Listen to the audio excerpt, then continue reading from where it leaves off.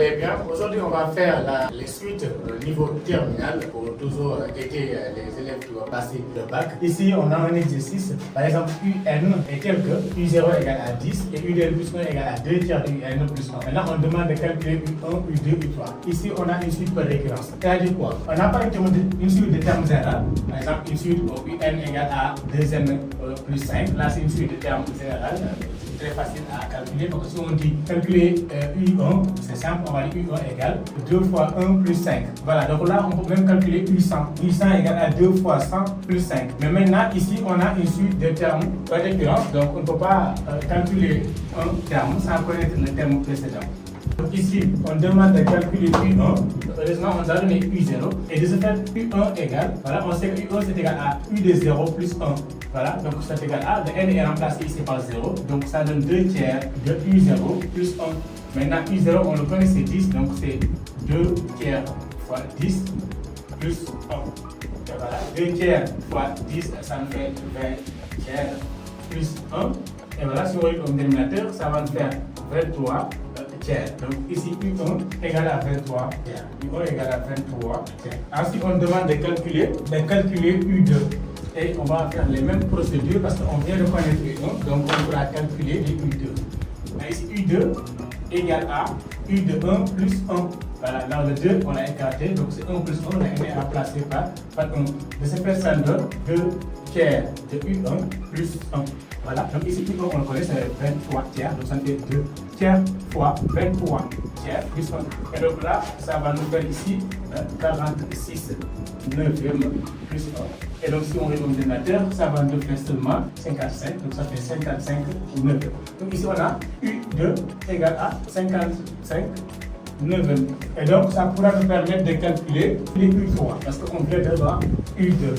Voilà, ici, on a U3 égale à U de 2 plus 1. Cette étape-là, on peut le sauter. Si on comprend, on peut venir exactement savoir que ça nous donne seulement, on remplace le N ici par 2, on va utiliser U2. Voilà. Donc ici, ça va nous donner 2 tiers, voilà, multiplié par U de 2 plus 1. Et donc ça fait 2 tiers multiplié par 55 neuvième plus 1. Et donc ici, donc là, ça va nous faire 110 sur 27. Maintenant, plus 1.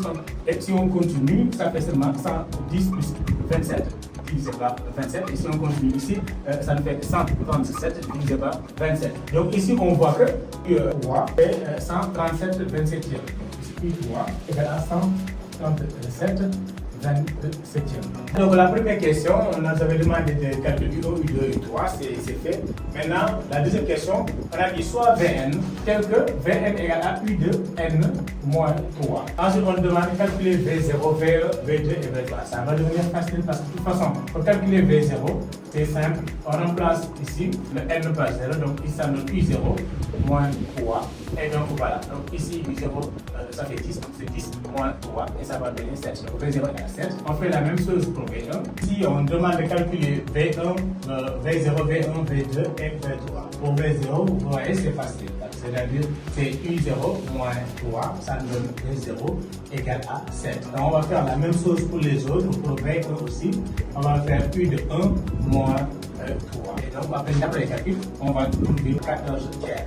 Et par la même procédure, on fait V2 égale, aussi on sait que c'est égal à U2 moins 3. Et donc ici, dans les mêmes procédures, on va trouver 28 neuvième. Et ensuite, V3 égale à U de 3 moins 3. Et ensuite, par les mêmes calculs, on va trouver 56 27e. Voilà, donc c'est comme ça pour répondre à la question 2.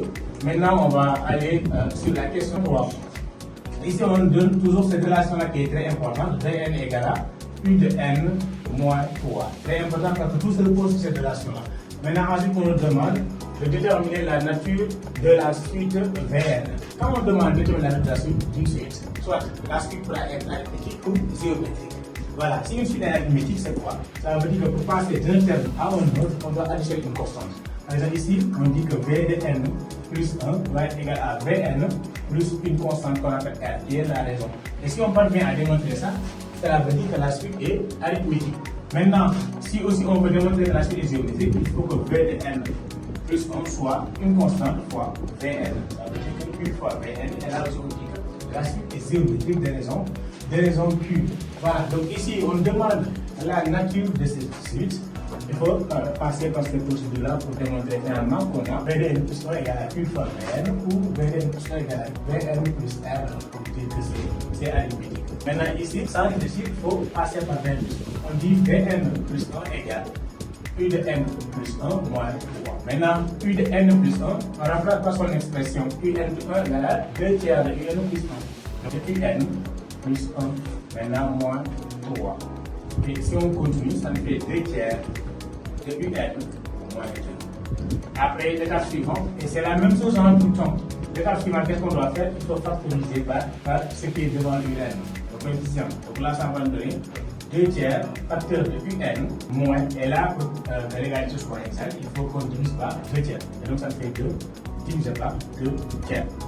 Voilà. Et nous savons que diviser une fraction, c'est multiplié par l'inverse, ce qui veut dire qu'on aura 2 tiers facteur de Un moins, et là les deux vont simplifier, donc c'est moins 3. Et si on regarde bien l'énoncé, on a vu que Vn est égal à U de n moins 3. Ce qui veut dire qu'ici, U de n moins 3 est égal à Vn. Et donc, ça revient à dire seulement que V de n plus 1 égale à 2 tiers fois Vn. Et donc, cela nous permet de conclure que donc, Vn est une suite géométrique.